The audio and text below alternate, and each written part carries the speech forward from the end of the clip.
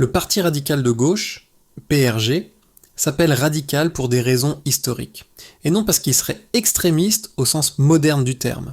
Le sens historique du mot radical. Le mot vient du latin radix, qui signifie racine. Au XIXe siècle, être radical en politique voulait dire s'attaquer aux problèmes à la racine, par des réformes profondes, notamment contre les privilèges hérités de la monarchie et de l'Église. Le radicalisme en France. Le radicalisme français apparaît sous la Troisième République, fin XIXe, début XXe. Les radicaux défendèrent alors la République contre les monarchistes, la laïcité, séparation de l'Église et de l'État, le suffrage universel, les libertés publiques, des réformes sociales, mais dans un cadre républicain et parlementaire. À l'époque, ces positions étaient très audacieuses, donc radicales.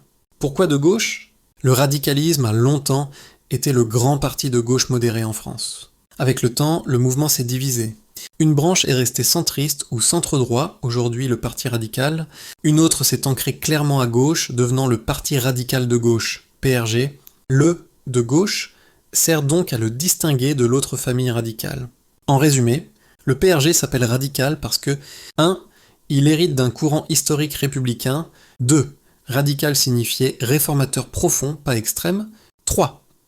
Le terme date d'une époque où la démocratie et la laïcité étaient révolutionnaires.